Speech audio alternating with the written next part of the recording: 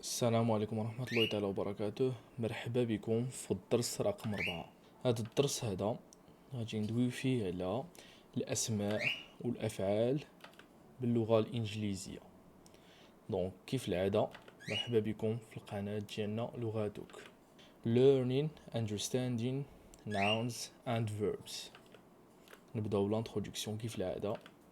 Hello learners, welcome back to لغاتك. I'm Ashraf, and in today's lesson we will explore two essential parts of speech, nouns and verbs. Understanding this will help you build sentences and express your thoughts more clearly. Let's get started. مرحبا بكم المتعلمين، مرحبا بكم في القناة ديالنا. سميتي أشرف، واليوم في هذا الدرس ديالنا غادي نتعرفوا على جوج حوايج اللي مهمين في الهضره ديالنا بالانجليزيه: الافعال والاسماء. باش تفهم هادو غادي يعاونك بزاف باش انك تبني جمل وتعبر على الراي ديالك بالانجليزيه. يلا نبداو. اول حاجه غادي نبداو بها اللي هما nouns او الاسماء. Nouns are the words we use to name people, places, things and ideas. They are everywhere in our language. For example, قبل ما ندوزو لي زيكزامبل او الامثله غنعاود نشرح لكم. الاسماء هما الكلمات اللي كنستعملو باش نسميو بنادم او لا شي بلاصه او لا شي حاجه او لا شي فكره، يعني كاينين في جميع الكلمات اللي كنستعملو في اللغه ديالنا. مثلا a person يعني شخص. نعطيك امثله: كاين teacher, doctor, سارة. teacher it's a person, doctor it's a person, سارة it's a person.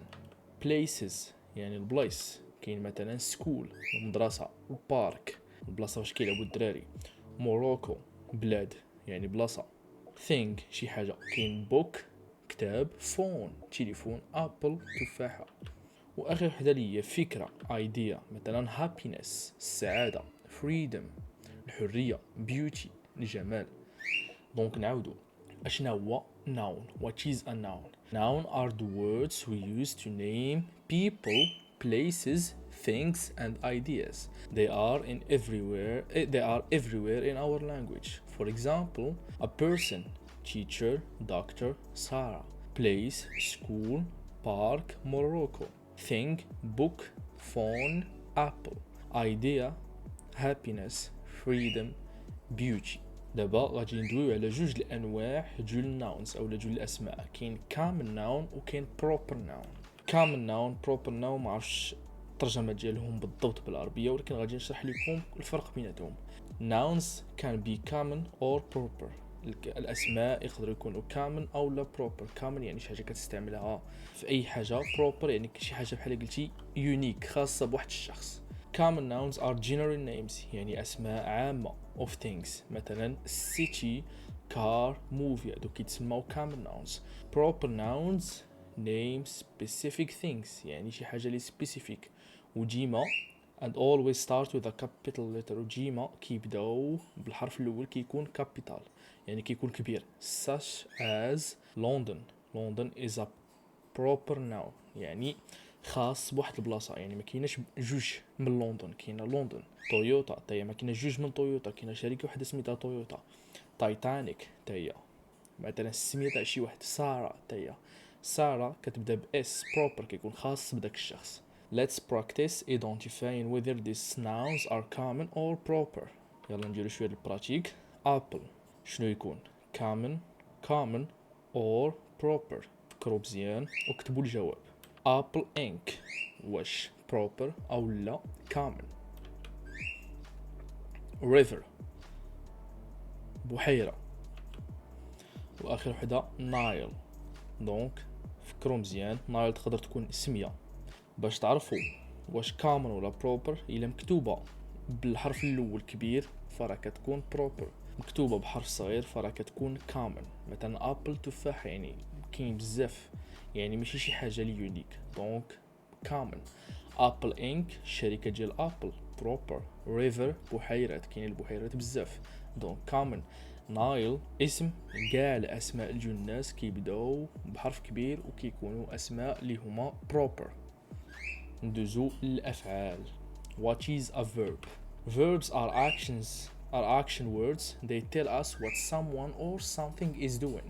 الأفعال هما كلمات تجول شي حاجة كطرا، شي حاجة فعل. يعني عارفين شنو هما الأفعال، كتقول لنا شنو واحد الشخص أو واحد الحاجة كتدير.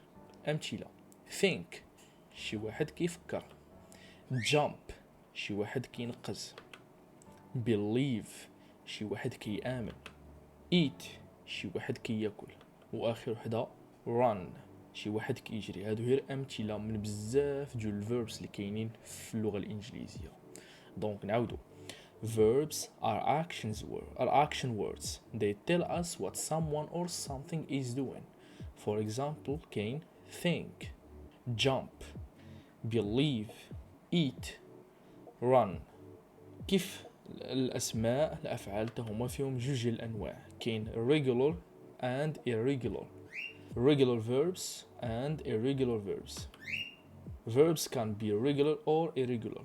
Regular verbs form their past tense by adding eg, ed, like walk, become, walked. Irregular verbs do not follow this rule, and their past forms can be quite different, like go, become, went. Let's practice a few. دونك اللي قال لك هنا هو افعال كيقدروا يكونوا regular or irregular. عقلوا عليهم. regular verbs كيتفورما الماضي ديال داك الفعل بانك كتزيد ed في الاخر ديال الفعل. مثلا walk الماضي ديالو walked. مثلا غادي نديرو دي زيكزامبل اخرين. وبالنسبه للirregular verbs ما كيتبعوش هاد القاعده هادي، والماضي ديال الفعل ديالو كيتبدل على حساب كل فعل منهم. مثلا go الماضي ديالها هي went. دونك اجيو نبراتيكو شويه. كاين play كيتسمى regular verb. علاش؟ حيتاش الماضي ديالو هو played اد في الاخر. كاين sing فعل لي irregular. علاش؟ حيتاش ما كيتزادش لي اد، وانما في الماضي ديالو هو sang sang. dance irregular حيتاش كيتزاد لي اد danced. واخر فعل اللي هو eat اللي تا هو irregular verb حيتاش كيولي ate. بالنسبه للافعال اللي irregular راه كاينه لي ليست ديالهم كامله. اللي بغاها راه يقولها ليا في الكومنت، راه غادي نصيفطها ليه او لا يخلي كومنت باش ناجوتيها في الديسكريبسيون ديال الفيديو باش تستافدوا منه. راه كاين واحد الليست ديال دوك الافعال اللي خصكم تعقلوا عليهم، ضروري تعقلوا عليهم باش ما تخطاوش. لان الا ما عرفتيش باللي sing is irregular تقدر تزيد ليها ed واللي ما كايناش في اللغه الانجليزيه. دونك كاين regular verbs بحال play dance، و irregular verbs بحال sing و eat. play played, sing sang, dance danced, eat ate. دونك عقلوا عليهم، وغادي نعطيكم لا ليست ديال الافعال اللي irregular باش تعقلوا عليهم. دونك وصلنا للخاتمه ديالنا. Excellent work today. You've learned about nouns and verbs, which are key to forming sentence in English. Keep practicing these concepts and try to use them in your daily conversations. Remember, practice is the key to mastery. تبارك الله عليكم. اليوم تعلمتوا الافعال والاسماء. تعلمتوا بلي الاسماء كاين فيهم البروبر وكاين فيهم الكامن، وتعلمتوا بلي الفيربس فيهم regular و irregular verbs، وهادو راه مهمين بزاف باش تكونوا جمل بالانجليزيه.